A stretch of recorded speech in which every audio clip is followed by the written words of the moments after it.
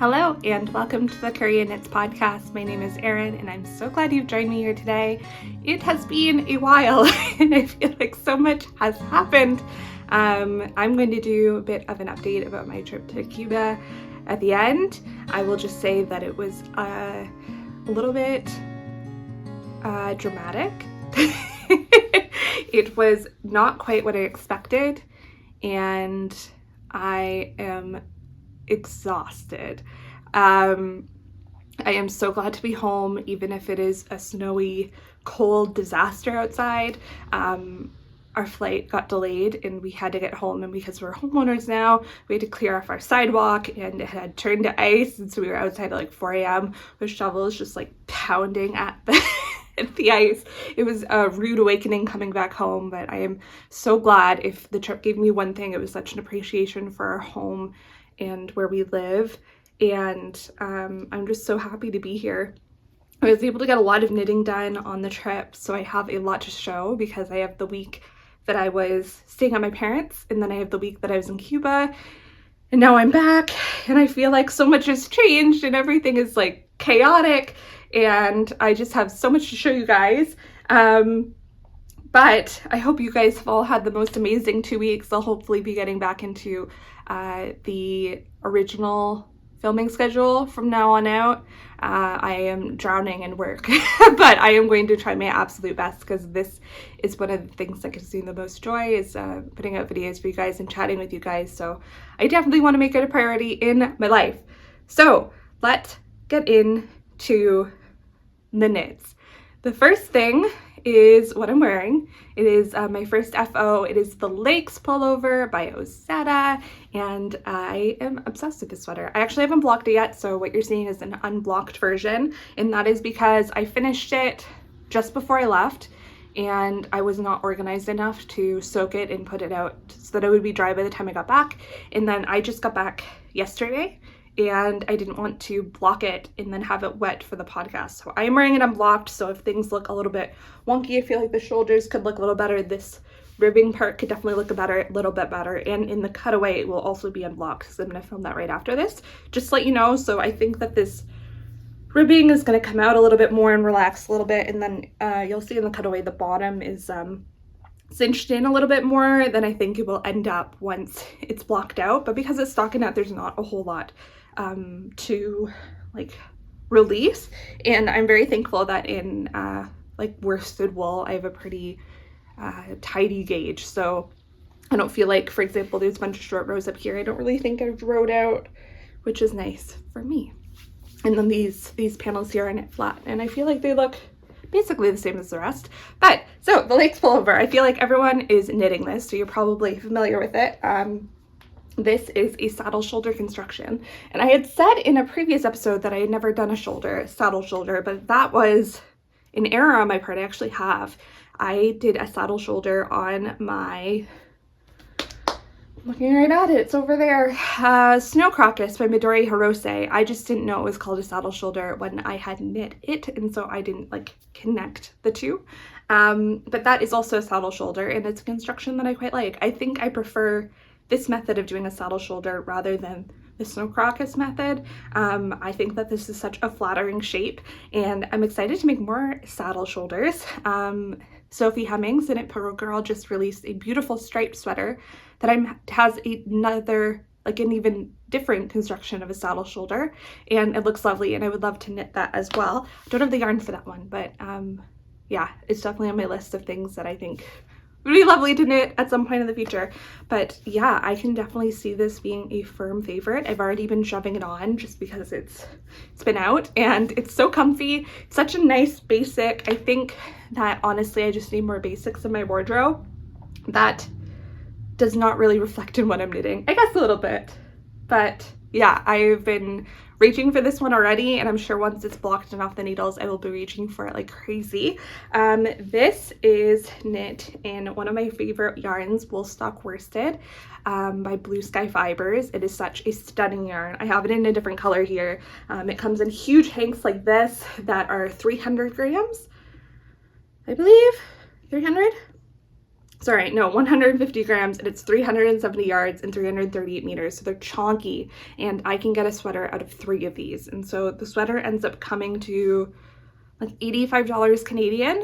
I don't end up using all the skeins. I probably have about half a skein left from this sweater, but all of my sweaters are cropped. So if you don't want a crop sweater, if you're taller than I am, I'm 5'2", you'll probably need the full 3 skeins to get a sweater out of. But it is one of my favorite yarns. It's so soft. It's amazing. I've raved about it before. I won't go on too much about it, but this is in the color Wild Thyme, and it's just a stunning green color. There's such beautiful variations of greens, from dark greens to light greens, that I just knew that it needed to be on a stockinette base. I had tried this on a more patterned pattern, like a more textured pattern, and it just wasn't working out for me as well. And so I just wanted to have it on a stockinette base, and I think that this sweater is perfect. This sweater flew off the needles. I think it's on 5mm, and it just went by super duper quick. Once you finish the front and the back, you're in the round until you're done, which is lovely. It definitely made me crave a little bit more interest, and I think that reflects in the other things that I'm knitting. But yeah, I really enjoyed working on this. I can definitely see myself making another.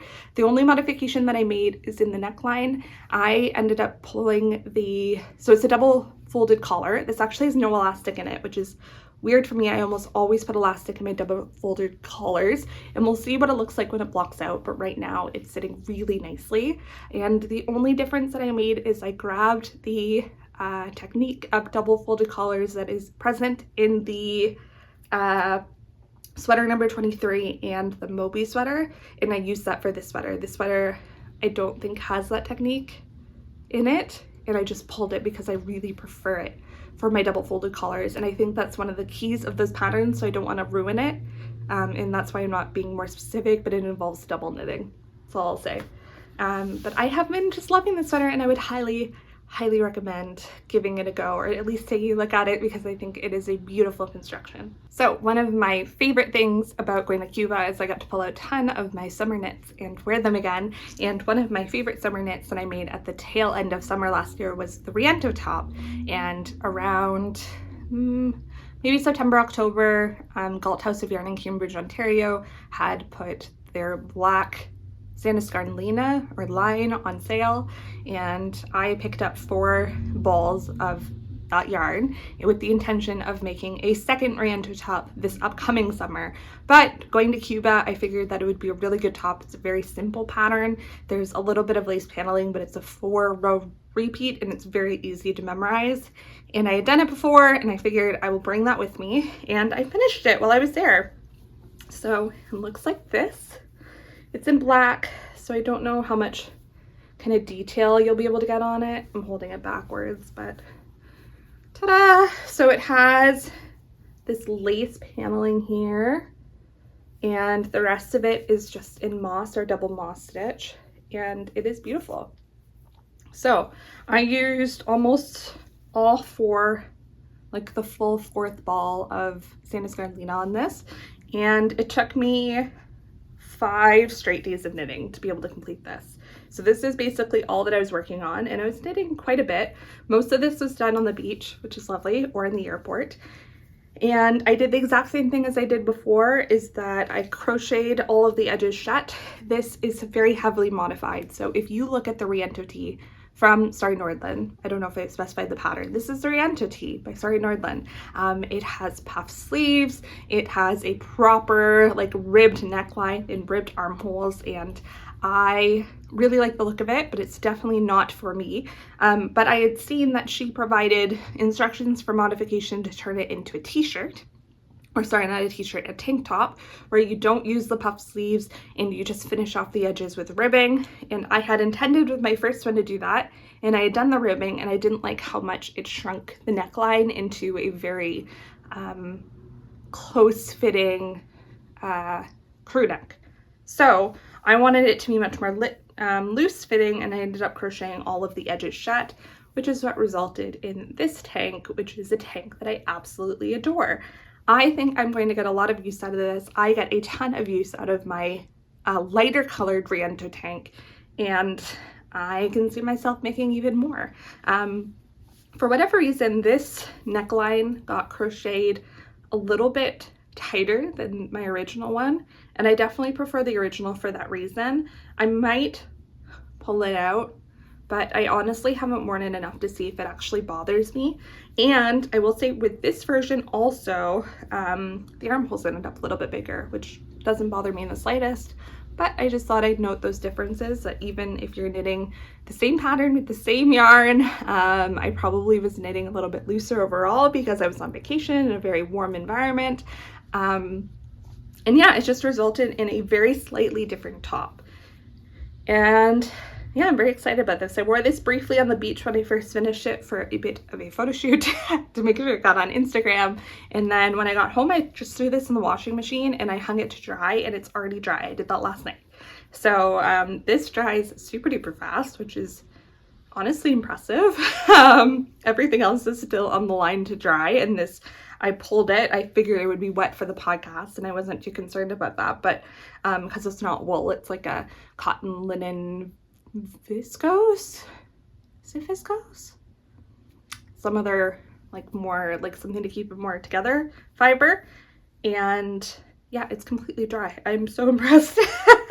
But this will go in my closet. This is something, my original one I've been wearing through the winter with a cardigan, and I'll probably end up wearing this one too because I think it's just such a cute top.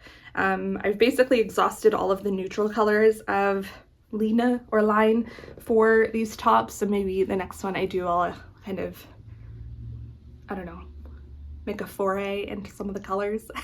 I don't know, but it is a pattern that I love. It is definitely an amazing basic tank, and it knits up pretty fast. It's on 4mm needles, so it's not like the fastest tank in the world, but it's about as big as I typically want to go for a summer tank, just because you want it to be light on the skin.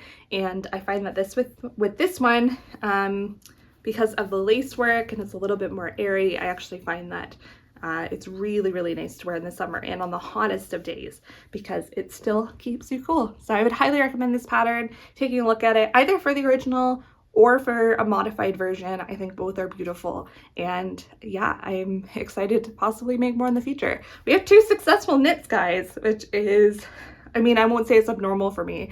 I feel like I'm kind of coming into my own with knitting, which is really exciting. I'm in year 2 of knitting, and I feel like the first year I had a lot of things where it's like, yeah, I like it, but it's not my favorite thing. I would have changed this, and that. And finally, I'm like, I feel like everything I finish, I'm like, oh my gosh, this is my new favorite thing. Oh my gosh, this is my new favorite thing. So if I keep saying that, I'm so sorry. I'm gonna sound a little bit annoying, but I think it's because I'm finally confident in my skills. I'm confident in my ability to make modifications that will fit my own body, and I'm not making as many mistakes that I either have to go back or I'm like, oh no, I can live with that. And I'm also choosing knitwear much more effectively that I think will suit me really well. And I am so excited about my future knitting things, even if it does slow down a little bit with work increasing and life getting in the way. I know that the things that I'm finishing are things that I'm really gonna love and wear, which is, I don't know, just really exciting. So I'll just say, if you're at the beginning of your knitting journey and that is something that you're facing, where you're finishing things and you're like, yeah, it's great, but like, I don't know, if it's kind of weird, trust me, you'll come into your own. Trust in your ability to learn, and the more you do, the more confident you'll become. And honestly, I haven't learned many more skills since my first year of knitting. Just because, I mean, in knitting, there's only so many stitches to learn, and I still haven't even attempted brioche. But I feel like I've just been able to master this skill so much better and become a lot more aware of, if I do this, this is what it will look like, or, oh, I can look at something right away and be like, oh, that gauge is not right, and be able to rip it out without taking so much time. And I think that confidence just speaks in my knitting and my ability to look at things and get her done and have a product that I would love to wear at the end.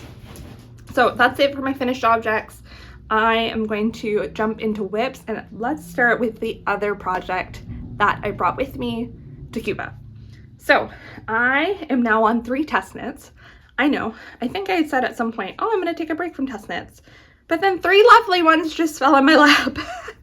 So this is one of them that I applied for just before I left, with the intention of, if I get it, I will bring it to Cuba with me because it is a summer project, or a more summer friendly project. And I applied to this one because I've admired this designer for a long time, and 2, because I already had the yarn for it, so that worked out really, really well. And I am testing the Oolong Tank, which is by Aimee Sher, and they have some lovely designs. I will admit most of them aren't necessarily for me, but I admire them, and I think that they do an amazing job with shaping, and I just really admire the way that she attempts or like looks at knitwear and looks at testing. And so I've always wanted to test for them just because I wanted to experience what that was like, and I've heard a lot of people say really, really good things, and so far I would say the experience has been great. So the Oolong Tank, I'll put a photo up, is a tank top. You won't be able to tell, I'm holding it. It's just a little teeny tiny section. But the Oolong Tank is a beautiful tank with a lace pattern down the front, and it has thicker straps, which I thought is why it would suit me better. If you were around for the camisole saga of last year, you will know that I had just rotten luck with things with more of a spaghetti strap tank style strap, and so when I saw this had thicker straps, I was like, yeah, maybe that could be for me. And so I had brought this to Cuba with me, and I had finished off my Riento, and I went to go knit on this, and I had brought just the recommended needles, which was a mistake because of course I am a loose knitter and I did not hit gauge. And so I realized I had brought the right needles for the ribbing, which is what I'm ending up using for the body. And so it's intended to be knitted on 3.5 and 3 millimeter needles, and I will be knitting this on 3 and 2.5 millimeter needles. So teeny tiny needles. This is by far the smallest gauge project I think I've ever done. I think it's a 25 stitch gauge in cotton, and it is teeny tiny, and the yarn is super splitty. And yeah, it's definitely a challenge for me. So I'll show you what I have, and I'll explain a little bit more. Oh, I'm losing stitches. I'll pick those up later. So I'll show you the lace panel because I think it's probably the most interesting. So that's what the lace panel is looking like in the front. And then I have about almost 300 stitches on these needles right now. So this was mostly airport knitting. I got majorly delayed, so this is about 6 to 7 hours of knitting, and I only got this far. So this is going to be a labor of love. I don't know if you saw the dog just walk past. A labor of love, and it is, I just really hope that the finished object is everything that I'd hoped for, but the pattern is going really well. So actually what you're supposed to do is cast on for ribbing at the bottom with your smaller needles, and what I ended up doing, and I didn't get this approved, so Aimee, if you're watching, I'm so sorry. I'm a terrible knit tester, but I figured it wouldn't really change the pattern. It will just change the direction of the ribbing, and I don't really care, and I don't think it'll affect what the final product looks like at all, nor will it affect how the pattern works, so I figured it would be fine. Anyways, so I'm just going to pick up on the bottom for the ribbing with the smaller needles now that I'm home and I have those accessible to me, but I didn't bring them on my trip to Cuba. So I just cast on the right amount of stitches for the body, and I just started working up, and once I finish this first ball of yarn, I'm going to switch and pick up the bottom for the ribbing, and then I'll be where everyone else, or where I'm supposed to be. So below this there should be like an inch and a half-ish of ribbing, and I will do that later. So I am knitting this in, I thought I had grabbed it. I'm holding this in my Stephen and Penelope. Oh, hello. Hello, Pupper. Would you like to say hello? Would you like to say hello? Come up.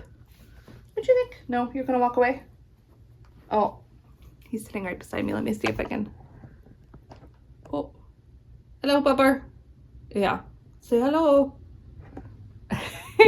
I'm so glad to have him home with me.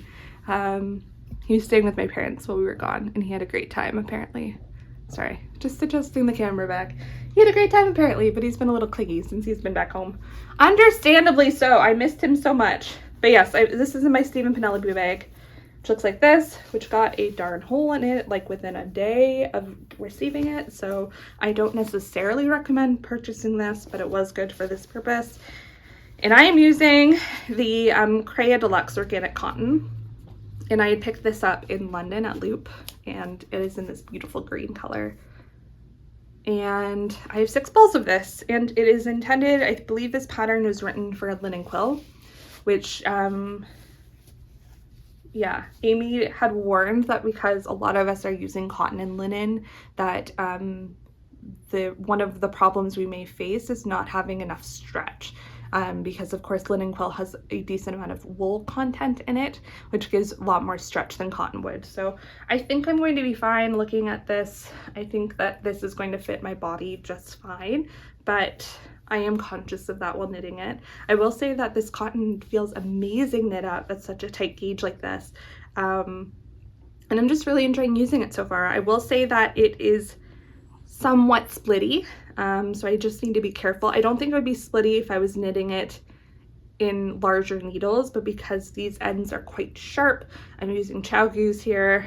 I do find it's a little bit splitty, especially when trying to do the lace work and trying to like slip stitches over each other, etc. It can be a little bit difficult, but yeah, I don't have a lot to show, so I'll move on. But so far this has been an enjoyable test knit, and yeah, I'm really glad that I'm getting to experience a test knit with Aimee. I have one more test knit that I had signed up for, and it is for the lady herself, Sari Nordlund. Yeah, this is my fourth test for Sari Nordlund. One of the things that I love about her tests is that she usually only requires the body and one arm to be done, and that is the only way I could have done this test, because this is one of the most challenging patterns I have ever attempted. The lace charts on this thing are insane. And this is the Lucia Pullover, or Lucia Pullover, something like that. And it looks like this. Look at all of those lace. So this is an all over lace pattern, and it has these stunning cables just all over it. It's actually like this. So this is the back. So these are where the shoulders are, and I have just started to go down. So quite exaggerated shoulders. It's definitely a drop shoulder construction, and I just started to do the body. I can move on the front, finish the yoke, and then move on to a sleeve, because this is due, I think, in 2 weeks. So I lost a week of knitting time, which is mildly detrimental to me completing this test, but I'm confident this is going to be the main thing I will be working on in the next little bit, just because it is way more involved than even I thought it would be. I mean, I knew it had a ton of cables, but you are cabling every other round. There's so much here. There's lace, there's cables, there's, I don't know. And I will admit, when I first looked at this pattern, I was like, oh, that's not for me. I thought that the cables just looked, and they do, just looked like weird DNA. And I was like, I don't really want to be wearing that on my body. And then I looked at it some more, and it came up on my feed again and again, and I was like, you know what? I actually think it's kind of gorgeous. It's funny how patterns can do that sometimes when you first look at it and you're like, that is ugly. And then you look at it some more and you're like, actually, I kind of dig it. So that was this pattern for me. And the more I knit it and the more I look at it, the more I'm just obsessed with staring at it. I find myself, which is a problem, I find myself finishing a row and then taking a moment to look at it, and then finishing another 2 rows and being like, wow, look at it evolve. And so I've done a full repeat now. And so this is just going to keep repeating through the pattern. And I just think it's lovely. It is not, I do knit on this while watching TV, but it definitely needs to be a mindless show, because there is no way in hell you're going to memorize this chart. It is, one, this is already 2 charts, and 2, the chart is like a 40 something row repeat, and every single row is different. So good luck. If you can memorize it, let me know, and I need your skill, but it is not something that I'm planning or even trying to memorize because it is difficult. The one thing that I will say is nice about this pattern is it's mostly 1/1 cabling, so I don't have to use a cable needle except for in a few rows, which is really nice. It does speed it up a little bit, but it is on a decently tight gauge. It's on, what am I knitting this on? Yeah, 4mm needles, so it is a decent amount of stitches on here. Yeah, it's definitely not a quick knit by any means. I'm only planning on finishing the yoke and the sleeve by the finish line so that I can give my obligation as a tester. But yeah, I've really been enjoying knitting on it. It has been so fun, but it is going quite a bit slower than I thought it would be, just because it takes forever. And now that all of the stitches are on the needles, it's just like, oh my gosh. But the front will go faster. The front always goes faster than the back, I find, because you gotta kind of pull forward the shoulders and then everything else. So I think that that will go nicely. And I've just been enjoying it so much. And part of the reason I'm enjoying that is, I showed this before, is I am knitting this in woolstock worsted again. So I had mentioned that I was hoping, so my local yarn store is going out of business in Kitchener, Ontario, and it's called Shall We Knit, and she is moving, and she's planning to provide service to the Kitchener-Waterloo area in delivering yarn once a month here, which is nice, but isn't ideal. And she is one of the only places outside of Toronto that stocks woolstock worsted. And so when my husband accidentally destroyed my sweater, it's fine. Watch the last episode to hear that story. He was like, you know what, go purchase the wool stock that you've been wanting. And so I ended up purchasing a sweater's quantity of wool stock just in time for this test. And I was like, perfect, they'll go well together. And I think the color combination is gorgeous. I know that this does go well with cables because I've already knit a cabled sweater in woolstock, and this one does not have nearly as much variation as this one, so I knew it would suit cables well. And yeah, I am happy to be using woolstock worsted once again. Very, very predictable, I would say, but you know, why stray away with what you love? And I knew I had to use like a worsted yarn with this. I think she actually uses like a sport and a mohair in the original, which I was not doing with all these cables. I just would not be for me. So I knew I wanted to use a worsted yarn. I thought about getting Cascade or using some of my Cascade, but the only Cascade I have is like really dark. I don't know if you can see that. It's like a navy blue.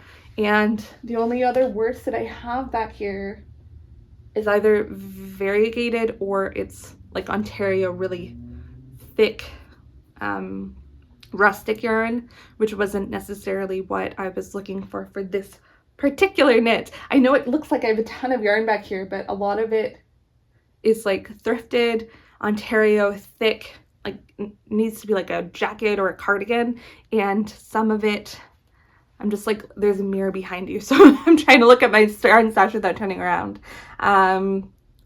Yeah, the rest of it is intended for a specific purpose. So although I have a decent yarn stash and I'm very blessed to have it, I don't actually have a lot of sweaters quantities of just plain worsted yarn. So I was thankful to have this to be able to do this test. And yeah, I mean, it's just so nice. Such a good yarn. And if you were wondering, it is Highland wool. And you know, my favorite place in the world is the Highlands, the Scottish Highlands, so it's appropriate. I'm really hoping I can get up to Scotland this year, but it is seeming more and more likely that I will be sticking in England for the whole time that I'm over there, which will be it was going to be in June, it will now be in July. That ended up changing. So to all of my British friends, I would love to see you in July. I will be in Kent, likely. Yes, so let's move on to the next whip. I feel like we're going pretty fast here, but I can't see the time right now, and so we may not be moving very fast at all. Let's move to one you've seen before. So I have been working on this sweater for a long time, and it is almost done. I'm so close, guys. But now with my other test, I feel like it's on hold once again, which is painful because I love it, especially now that it's in a place where I can try it on, kind of see what it's going to look like. I'm like, I want it. So I might just have to bang this out in a day or two. This is the Semper sweater V-neck by Sophie Hemmings, the Knit Purl Girl, and I finished a sleeve. And it is a lovely sleeve, and I feel like you try it on with the sleeve and it just looks even better. I tested this in the test because she has the Semper sweater original, like the crew neck version. She only needed us to test the body because the arms are exactly the same. And so I tested the body for her in the time limit, and then I had to put it on hold because of, I don't even remember, another test maybe? Yeah, I think it was the Ozetta test, the other Ozetta test that I did. I've only done one test for her. I can picture it, I can't think of the name right now. I used the rustic wool for it. I don't know, it'll come to me, but I think that's why I had to put it on hold, and then I just lost momentum on it. And the other thing is, I won't say this too much, but I'm using Drops Flora and Drops Kid Silk, and the Drops Kid Silk is digging into my finger. You guys gave me a lot of great advice on how to remedy that problem, and I have not tried any of them. So thank you, I will. I just haven't. So thanks, guys. I've done this full sleeve. It actually flew by. This is also on 4mm needles, I think. And I really love the shaping that Sophie has done with this sweater. With the other sleeve, I think it'll fly by, and then I'll have just a delightful sweater. I will say that this, just from working on it, is not shedding nearly as much as my sweater number 15 did, and that uses a very similar combination. But more importantly, it both uses Kid Silk, Drops Kid Silk mohair, and I thought Drops Kid Silk mohair was just like the sheddiest thing from working on that one, and I will say that this one's not shedding as much. So it seems like there is quite a bit of variation based on the color, and I've heard other people say that as well, that some of the Kid Silk that they've used has been much more, like, will dig in a lot more than some other Kid Silk mohair. I will say all the ones that I've tried, I've got the white, the green, and I'm still sweater number 23, I think the number is still on hold. All three of those stick into my finger in basically the same way. So I have a feeling that it has more to do with the partner yarn you're using with it rather than the Kid Silk itself, but I could be proven wrong. Perhaps I've gotten unlucky 3 times. I don't know. But yes, I don't really have much to say about this, but I love the color, love the pattern. I would actually really love to make this again in a non-mohair combination. I think it would suit it really well. Although I think that the halo and the look of this is really nice. It's funny how I like halo now. When I first started knitting, I thought it was ridiculous that so many people wanted fuzzy sweaters. I think coming from traditional, like, store-bought knitwear, I was like, why would you want your sweaters to be fuzzy? But becoming a knitter and becoming more cognizant of the fibers that I put on my body, I can appreciate a good halo now. And it's just funny how those things kind of change as you grow more of an appreciation and an understanding of your art, because I never thought that I would like something like this, and now I'm just in love with the halo on a sweater. So anyways, I'm hoping to get this done soon-ish. But I had said I'm on 3 test knits, and I don't have a third to show you because I only just got on that test knit. It has a pretty generous timeline. It's not due till the end of April, I think. But depending on how much work that looks like it's going to be, this might also have to be on hold. And if you are counting, I have like 4 sweaters on hold now. And I'm starting to lose faith in my ability to finish them all before the end of winter. So we will see, but I will say if I can only finish one of all of the sweaters on hold, I would say that this is probably number 1 on my list of at least the things that I'm actively working on.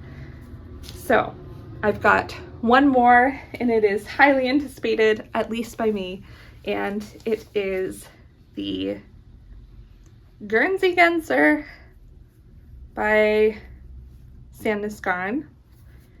And I have finished. This back panel looks crazy. The whole of the back panel for the Guernsey yarn. So this is a sweater in the Sandnes Soft for Ladies book.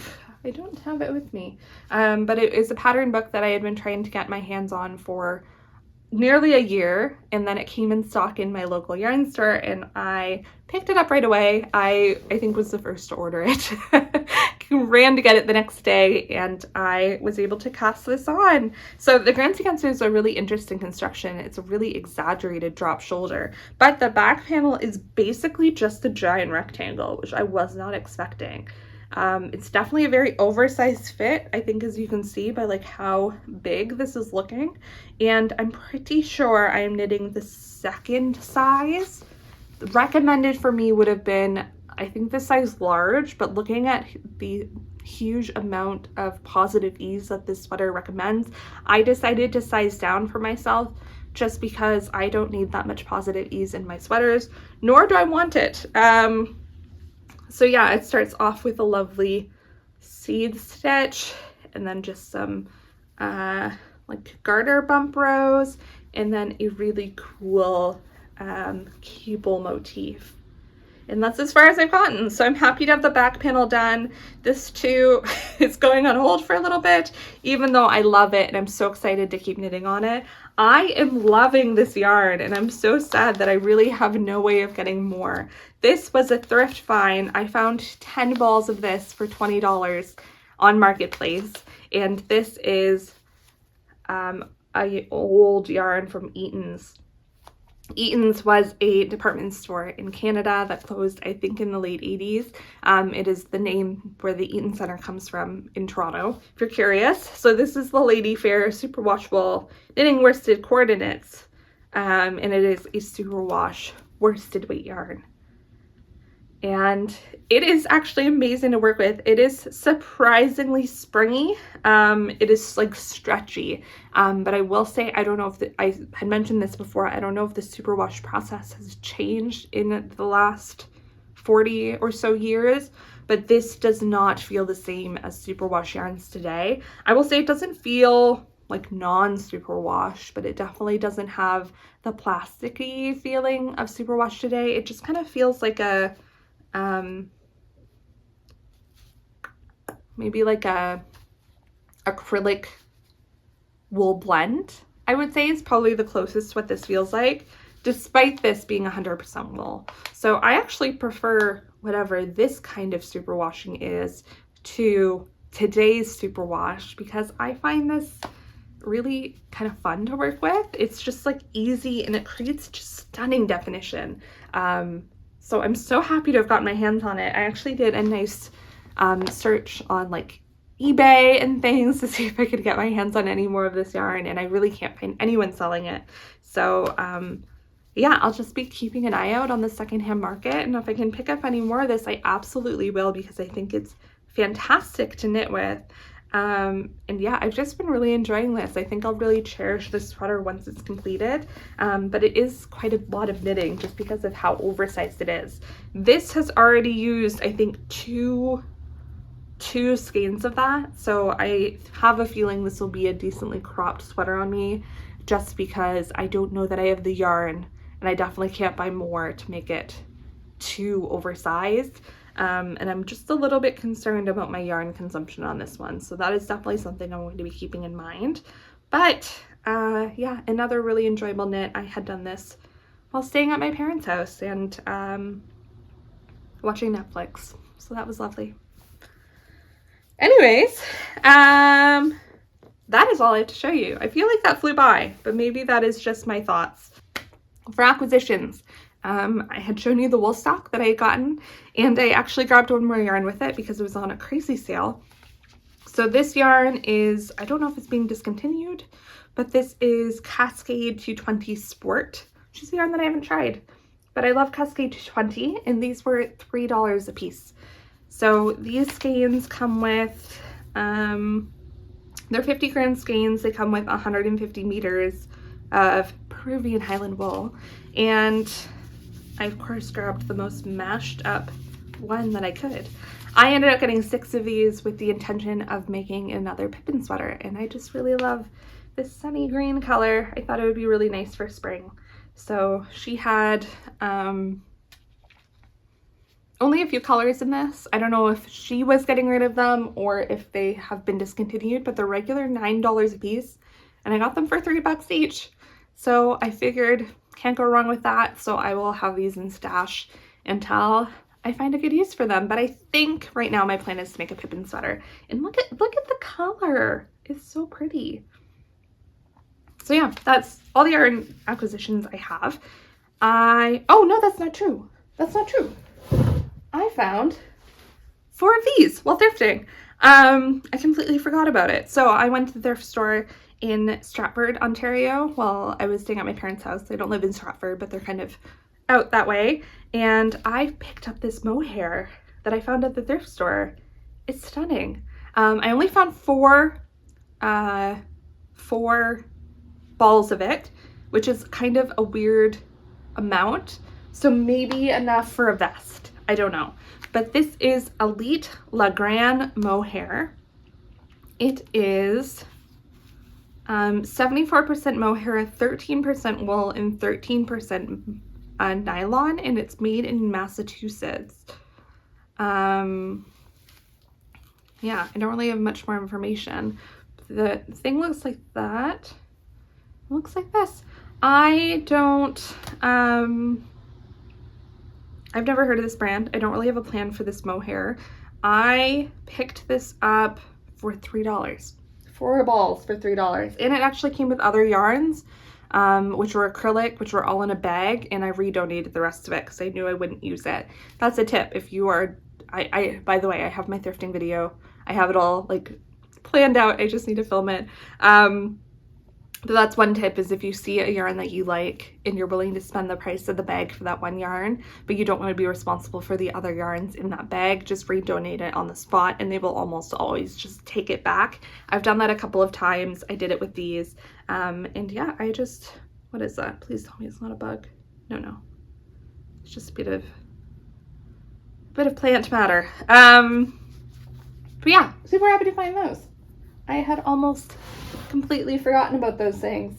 So those are all the acquisitions I have. Next time, hopefully, I will have some more to show you, because I decided to make an order in the newest, or the latest, Knitting for Olive Ukraine relief sale. They were donating 100% of their sales for the day yesterday, and so I decided to make my second Knitting for Olive order. And I'm excited about what I got, but I'm even more excited to support them. To be donating all of their sales as opposed to their profits, I think is huge for a small-ish business, and I'm very happy to support them. If they ever do this again, I mean, I pray they don't have to, but if they ever have to do it again, I'm very happy to support them anytime that they do. And you know, I love Knitting for Olive. I mean, don't only donate to get yarn, obviously, but I think that it's a really good incentive, and why not? So I guess I'll give a little bit of a life update. We went to Cuba, we went to Veradero on vacation, and it was a mess. So I don't like all-inclusives really at all.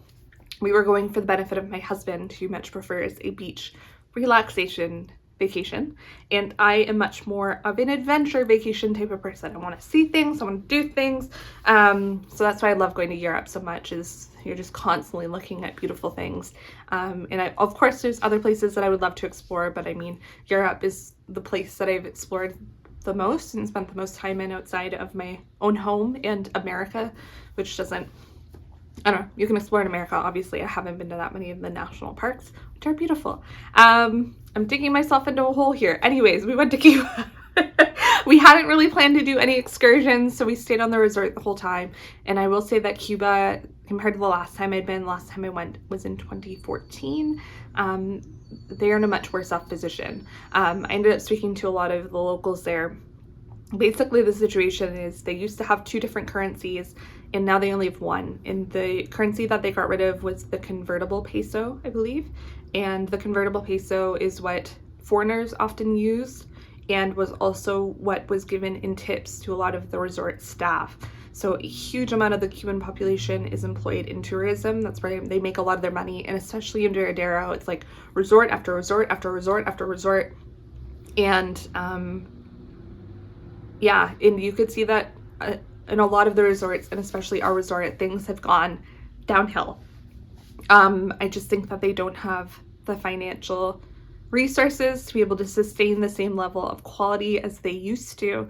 And also the people are struggling themselves.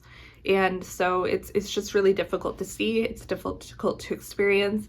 We had went carrying Tylenol, and we had brought decent amount of money in tips because we knew that the situation wasn't the best, but we had no idea to the extent that the situation had deteriorated. And it's a very difficult balance to strike, because if no one was going to these resorts, it would be worse.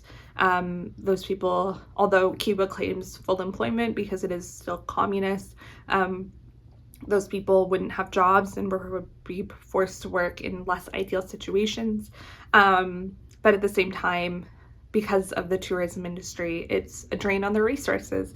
And so it's difficult to try and navigate, I think, as someone coming in, that while the tourism industry is needed, you're also contributing to some of the difficulties that Cubans are facing. And so we just tried to be as generous as possible. We were there, talk to people if they wanted to talk to us, and try and leave as light of a footprint as possible. That being said, as a vacation experience, the food was scarce and the flavor was non-existent. Everything was salty, and then things that were intended to be salty, like chips, were not salty. It was very bizarre. And a lot of the food was difficult to eat. They kept on having shortages of alcohol, and the resort itself was really just kind of running downhill. There was supposed to be like a lazy river situation that had no water in it. There were no umbrellas for shade. And just like little things. I mean, in the grand scheme of things, these are small gripes, but it just made enjoying the vacation experience kind of difficult. And so we were in a place where we were talking to people and they were like, we desperately need your tips, please give us money. And we were giving what we could. And then we were also in a place where we were not having the best experience. And so it was a lot of self-reflection on the world and on our own choices as consumers. And ultimately, it just comes back to there's no ethical consumption under capitalism, or it turns out communism. And so we just came away from the whole experience feeling a little bit pessimistic about the world. I will say it was beautiful every day. The beaches are stunning. The people are so, so kind. But yeah, it was, instead of relaxing, we just spent a lot of time self-reflecting and having conversations about the world. And it was also really difficult to see so many people at these resorts that were very clearly not thinking about these things.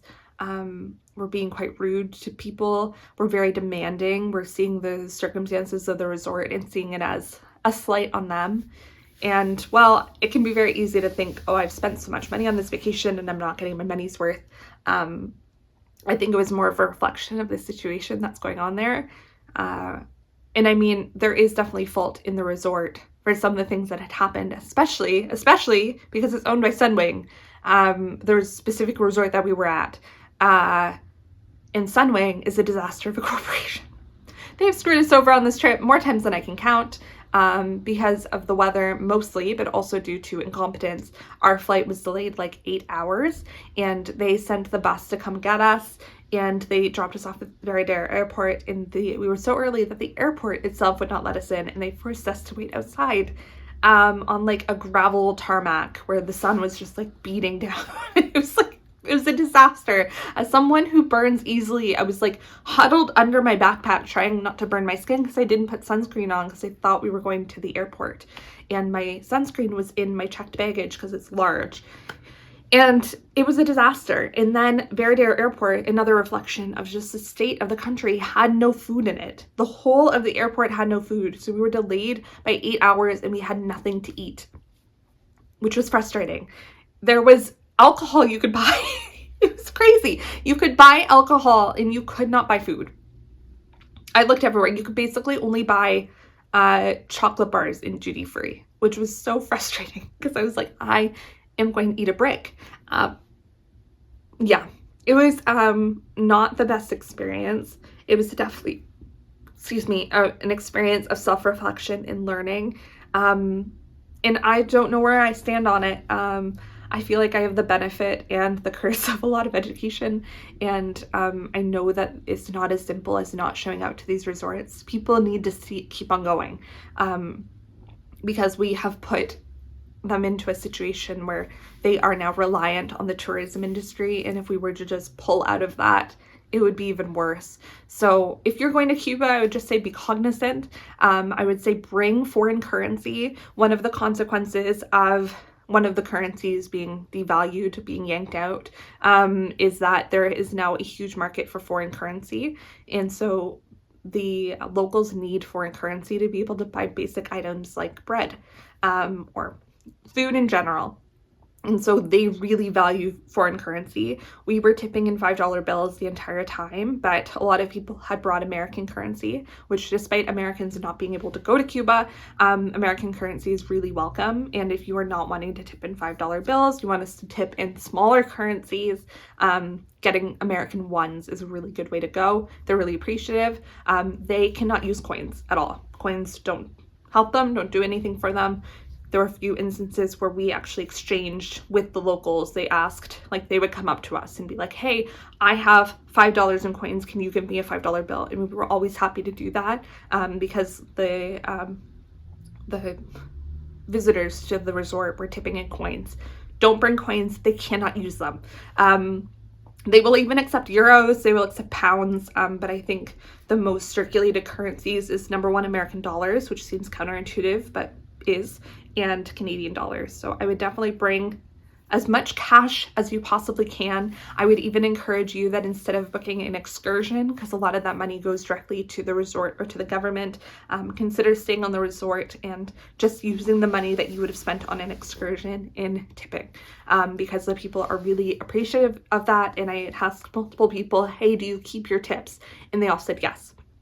So I would absolutely keep that into consideration. The other thing to consider is a lot of people said that medication was extremely difficult. I wish we had brought more, had we known more about the situation there. And it's difficult to find information because so much is blocked. We had some Wi-Fi while we were there. It was limited, and so many of the websites, especially news websites we would go to, were completely blocked in the country. So it's difficult to even find this information out. But I will say that their pharmacies are really, really expensive for locals, and they often don't have basic things like Tylenol, Advil, ibuprofen, etc. And I would consider bringing a bottle or two and leaving it to housekeeping in their room. They even said that if you have clothes that you're not going to wear anymore, that you packed in your suitcase, that the locals would love to have them. So I think they're very grateful for anything that you can bring. I would just say that if you are planning to go to Cuba, I don't want to discourage you in any way.